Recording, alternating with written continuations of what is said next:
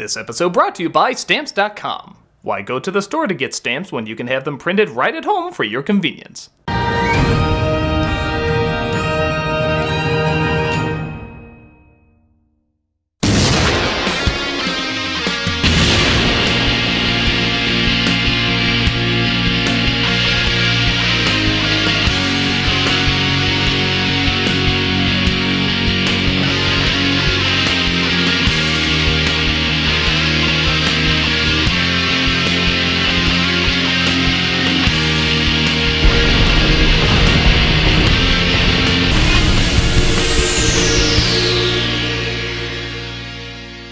Hello, I'm the Nostalgia Critic guy. Remember it so you don't have to.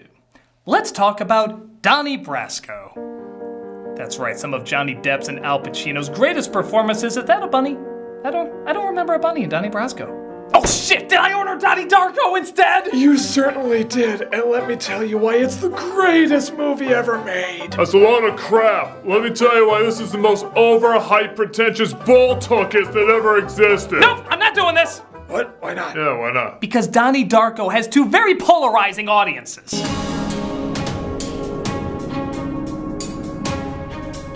One side says it's one of the most mind-blowing movies ever made, and the other side says it's the equivalent of American Pie trying to be American Pie. People love to talk about whether or not this is a game changer or just an excuse for artsy kids to say, you just don't get it.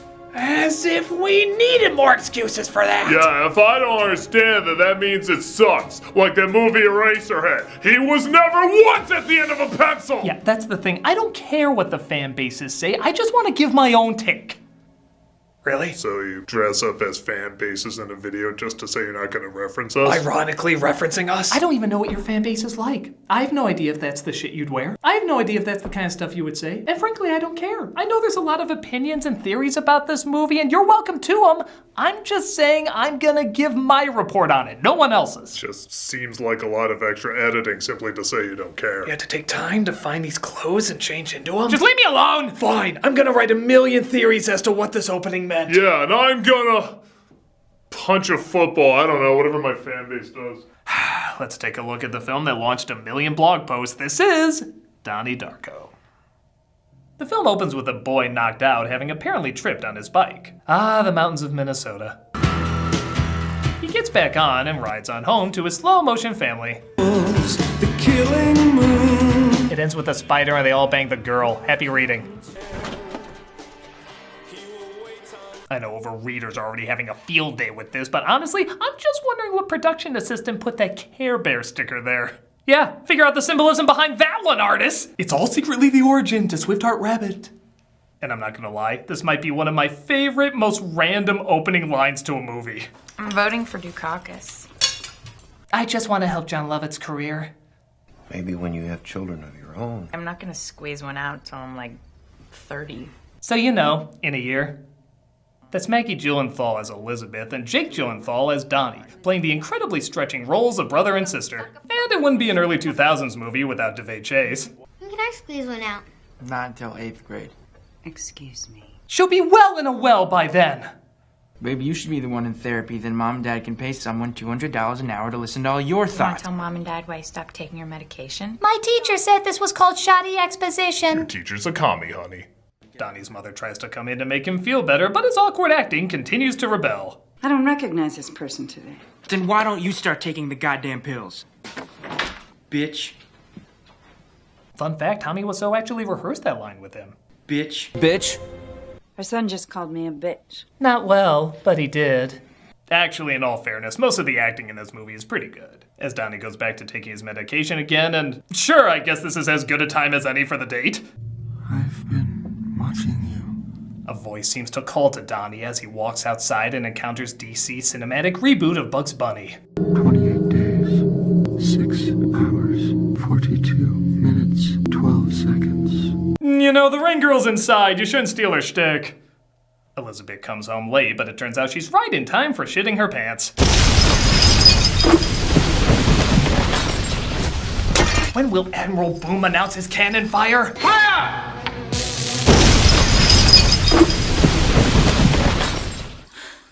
And because we're artsy, we can just stop the scene right here. Son, Son? Ben, what are you doing? Donnie wakes up on a golf course with the end of the world written on his arm. Wow, that sounds like the opening lyric to a Don McLean song. So, let's stay up the links at night, okay? And pay no attention to how Patrick Swayze never got rid of his heavenly glow from Ghost. Donnie goes home and finds part of an airplane crashed right into his room, but the rest of the plane is nowhere to be found. This makes the family kind of celebrities, as all the kids talk with them and even share smokes with them. What happens if you tell Mom and Dad about this, Sam? He'll put Ariel in the garbage disposal. Well, that name's just a conflict of interest, seeing how we know what her pet dog did to Ariel. I have a Spirited Away and a Rats joke left. After that, I'm done. Hey, I didn't know David Blaine went to this school. She's just angry because she got voted most likely to be thrown under a bus. Wait a minute, this is an early 2000s movie. Random slow motion to fast motion edit. It was a weird time when editing like your toes controlled the remote was artsy. Well, here I thought Happy Death Day had the weirdest goddamn mascot, but Pug McMahon Nipples here wins this round. It was as though this plan had been with him all his life. Drew Barrymore plays random casting choice number 20 as Donnie's teacher. Though to her credit, she did help produce this movie, so it's only fitting she plays a role mocking kids about missing the point of her story. Why did the children break into Old Misery's house? They wanted to rob him. Joni, if you had actually read the short story, which at a whopping 13 pages would have kept you up all night, you would know that the children find a great deal of money. Yeah, I remember how many kids were made fun of by bullies when they didn't do their homework. Yet still raised their hand even though they didn't do the assignment? Donnie Darko? I have no question. I just wanted to say your name. It sounds cool. I just registered and they put me in the wrong English class. You look like you belong here. Can't even think of a joke for that. That's just weird. Where do I sit? Sit next to the boy you think is the cutest. Quiet! Only I may appreciate my childish remarks. Oh, and the teacher's not joking either. She means it, as the girl eyes the boys checking her out and some of the girls. Joni, get up.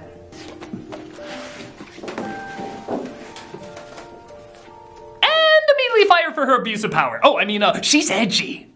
On the way back, Donnie comes across an old lady who's roaming the streets and constantly checking this one mailbox. She seems to, however, whisper something in his ear. Well, what'd she say to you? She kept Masters of the Universe off her resume. Donnie also apparently sees a therapist. I met a new friend. Real or imaginary? She asked that like he was choosing between sparkling water and distilled. Imaginary. And he seemed a little too okay with that answer. I think the show did some damage. At a school, they watch a video about controlling your fear. That class. As Donnie has another vision that night.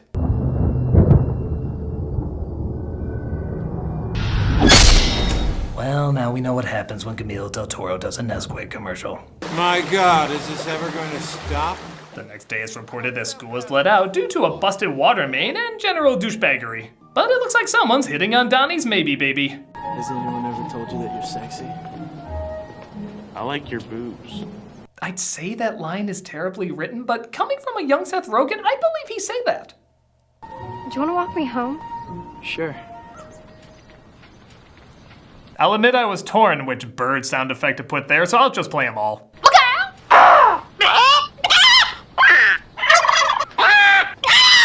So he walks her home and they make awkward small talk. Donnie Darko. What the hell kind of name is that? It's like some sort of superhero or something. What makes you think I'm not? I read comics. I know Mysterio's the bad guy. So that's enough for relationship material as they decide to go out. Afterwards, his therapist recommends hypnosis. She asks about his imaginary rabbit friend, apparently named Frank. I'd like to hear about your friend Frank. Oh, he looks so much like Lola Bunny. Human tits! I love human tits! The teachers ask everyone in the school to show their penmanship to see if they can find out who graffitied and vandalized the school. Never questioning, couldn't the vandal just fake the handwriting? Donald Darko. Okay, tell me I'm not the only one who thought of this when they heard that. Donald Darko. But damn it, movie, let's get to what really matters. Smurfette fucks all the other Smurfs. Why do you think Papa Smurf made her? Papa Smurf didn't create Smurfette. Gargamel did. She was sent in as Gargamel's evil spy. Your Smurfology is light years beyond my Fraggle studies. He gets another visit from Francis Bacon's Roger Rabbit, who says he's a time traveler. But his little sister interrupts. Who are you talking to? I was just taking my pill, Sam. Whatever, can you drive me to swim class? In a pool that's filled with rats? I'm sorry, I made a promise and I panicked. Donnie returns to school where they teach everything falls into two categories, fear or love. Seriously, what class is this? And big shock, some of the students think this is kind of stupid. Just place an X on the lifeline in the appropriate place. You can't just lump everything into these two categories and then just deny everything else. Be like this movie, which only has awkward and confusing. He gets in trouble for talking back to his teacher, but he still returns back to school to talk to another teacher about what is known about time travel. The teacher gives him a book that it turns out was written by that crazy lady roaming the streets. Later, the therapist asks what that woman whispered to him. Donnie, what did Roberta Sparrow say to you? She said that every living creature on Earth dies alone. Especially those who do Fortnite dance memes, they really die alone. He sits with his dad and friends watching the world's clearest 80s TV when James Cameron suddenly takes over directing.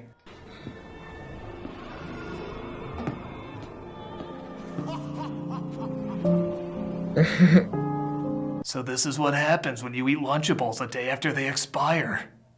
So the fucking bubbles lead him to a closet where he finds a gun. I guess that's fitting, seeing how we're shortly followed by a character we'd all love to shoot. There's entirely too many young men and women today. They surrender their bodies to the temptation and destruction of drugs, alcohol, and premarital sex. How much are they paying you to be here? Excuse me? A cynical high school student? I was so not prepared for this! Are you telling us this stuff so we can buy your book? Because I gotta tell you, if you are, that was some of the worst advice I ever heard. Right? This is an anger prisoner. Well, as principal, I clearly have no control over this. Are there any movie schools that aren't run by dumbasses? The parents are shocked, but the students cheer! Whatever this was supposed to be, as he hangs out where all media thinks young people hang out. On living room furniture outside. I've been seeing stuff. Like a lot of really messed up stuff. Before we have an actual conversation, let's cut away because no scene in this movie lasts over 2 minutes. Well, each vessel travels along a vector. Yeah, it's kind of like cafeteria line editing. Got what you need? Next. Got what you need? Next. Got what you need? Next. Because of this, the pacing always feels a little off. It's less like a movie and more like Mario just jumping from level to level. Except instead of going from the Mushroom Kingdom to underwater, it's philosophy class to science class. Well, if God controls time, then all time's pre-decided. He talks about the past being like traveling through God's channel, but the teacher says he has to stop talking about it. I'm not going to be able to continue this conversation. Why? I could lose my job. Oh no, tell me this is not a setup for God's Not Dead 4. If your argument's so clear, why are there so many movies about it?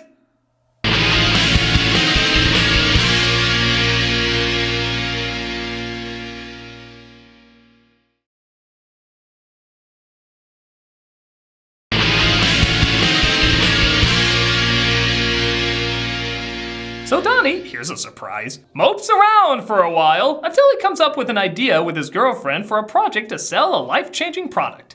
These are glasses an infant can wear while sleeping that projects peaceful images. And did you stop and think that maybe infants need darkness? That maybe darkness is part of their natural development? Boy, are you gonna like the next few decades. What if the parents, put in pictures of Satan? Is that what you'd show your kids? Didn't your dad, stab your mom? Might I add to my totally realistic teen dialogue, I like your boobs. The teacher waits a kind 10 seconds before finally stopping them. Get out. No, wait, I want to see where this goes. As it scars her so much, it gets Donnie to first base. Time to follow that up with the hottest of all date movies, Evil Dead. Hey, that reminds me, if you were a tree, what kind of tree would you be? But we see who Donnie's really on a date with, and damn, she fell asleep in the first 5 minutes of the movie? I thought For the Love of the Game was the only Sam Raimi film that could do that. Why are you wearing that stupid bodysuit? Why are you wearing that stupid man suit? Spoken like a true furry. He takes off his mask to reveal he's really some guy, and he turns the movie screen into a portal. Burn it to the ground. Toad Hall has had its last car show. So like any good boyfriend, he leaves his date behind and tries to figure out a way to burn down the house of a motivational speaker. Ooh, you get to choose which title is more symbolic. I'm still trying to figure out the Care Bear. Meanwhile, at the school, we see a production going on of the timeless classic, overly blatant teacher commentary. Failure is not an option. And Bethany, if you feel the need to vomit up there, just swallow it. Thank God our schools aren't PC or Sue happy, or else we wouldn't be able to have this totally realistic scene. Get off the stage, Rita! Oh, those jocks. At dance recitals, Donnie's little sister performs with her group, the Dieter Faces, as he starts burning down the speaker's home. Ooh, he has a painting of Sean Penn and Sylvester Stallone, and somehow it's the exact same picture. And, oh, yeah, his girlfriend slept throughout the whole movie. Damn, those famously comfortable old theater seats. The fire reveals, though, that the speaker had a kiddie porn dungeon. And yes, those are the exact words the news anchor uses. What has been referred to as a kiddie porn dungeon. And is arrested the following day. Dad played golf with that guy. When he said his balls weren't clean, I didn't... Meanwhile, Barrymore is getting fired from her job. Probably because she's an awful teacher. We don't think the methods you've undertaken here are appropriate. What exactly about my methods do you find inappropriate? Okay, we saw 2 minutes of your teaching. It was like putting a fire me sign on your back. We are losing them to apathy, prescribed nonsense. They are slipping away. Why can't you just judge them on entry and force them to sit where their hormones desire? She takes the news pretty well. This is why you're fired. However, the teacher defending the pedophile can stay. Figure that one out. It's obviously some kind of conspiracy to destroy an innocent man. She asked Donnie's mother to drive the girls to the dance competition, and as one note cartoony this character is, I do admit I get a laugh out of this line. Sometimes I doubt your commitment to sparkle motion. With all the obsessing over Donnie Darko, how has this line not been turned into a bigger deal? Oh, it has. Like, a lot. I apologize, Internet. I should not have doubted you on this. Meanwhile, Barrymore exits her job gracefully. Nice. While Donnie, I guess, tries to do something kind. I promise that one day, everything's gonna be better for you. Shut up! Well, that was unexpected. Totally justified, but unexpected. He undergoes hypnosis again and admits to burning down the speaker's house and also admitting that the bunny told him to do it. How could I say that sentence without this being a comedy? I can see right now! What, he turned into a California raisin there? What was up with the stop motion movement? Human tits! With their parents out of town, Donnie and Elizabeth throw a Halloween party, but Donnie's girlfriend shows up saying her mom's gone. You call the cops? Yeah, they said I should leave the house and that I should go to a safe place. Don't listen to her, man. She fell asleep during Evil Dead. She is not to be trusted! I guess some people are just born with tragedy in their blood. Okay, the proper reaction to Half being kissed on that line is the same Jenna Fisher had in Blades of Glory. But his Donnie sense is going wild as Liquidator Schlong leads the way once more. That's the twist. He was an anime character the whole time. I bet this is a spin-off, The Boy Who Leapt Through Time. Come with me. Where are we going? I gotta get out of here before someone makes a meme out of that scene I just did. Oh God, it's too late! He feels like he's running out of time, but suddenly the bullies from before show up, threatening their lives. Guess I missed the part where they went from name-calling to multiple homicide. Boy, that escalated quickly. You're dead! Get the hell out of here, now! Yeah, great. Wear pantyhose so nobody can recognize you and then take them off to tell a witness to go away. You're the kind of idiots who would rob your own house. A car steers off the road, distracted by the roaming old lady, and ends up hitting the girlfriend.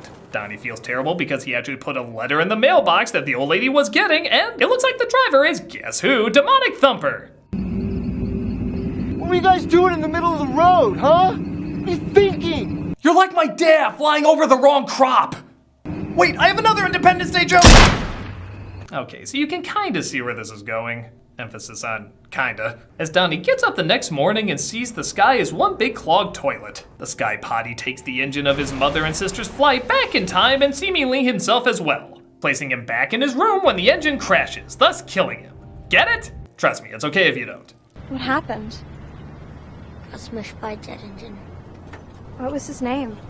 Donnie Darko. No, really, what was his name? The girl waves, the mother waves, the little boy waves. And everyone sighs that at least it made more sense than the Langoliers. So there you go, Donnie Darko, hokey and awkward or strange and insightful? Yes. For me, there's two sides constantly in battle with each other. One is the actual story and characters. Most of them are either unrealistic, random, boring, over the top, or distractingly silly. The story as well just jumps from scene to scene, never really feeling like an organic flowing narrative. I guess you could argue that's part of the idea, but it comes across less like planned chaos and more like clumsy filmmaking. The other side, though, are the concepts and ideas. The film gives you enough pieces of philosophy, science, and surreal imagery, but still leaves it vague enough that you can put the pieces together however you want. There's certainly elements of classic science fiction and psychology. You could even argue a lot of religious martyrism. So on the one hand, it is very thought-provoking and can open up interesting points of view on various ways people can be lost while thinking they're found. The only openly lost character seems to be the link to all these people, ideas, and even science that all seem to be very solid in belief but compromised in practice. But you have to get through characters that don't always talk how people talk or do what people do. Were they intended to be that way? Possibly, but that can not only be hugely distracting, it can also be very unrelatable, which I think we're supposed to, in some way or another, relate to these characters. So it's tricky. I recommend it for the seeds of ideas it grows in one's mind and the somewhat abstract way they present them, but I do so with the understanding that you're gonna get some clumsy moments that don't always add up. So, I guess I like it when it's not supposed to make sense, and dislike it when it's supposed to make sense. A weird conclusion, but would you expect anything else from a weird movie? I'm a nostalgia critic, I remember it, so you don't have to. I like your boobs.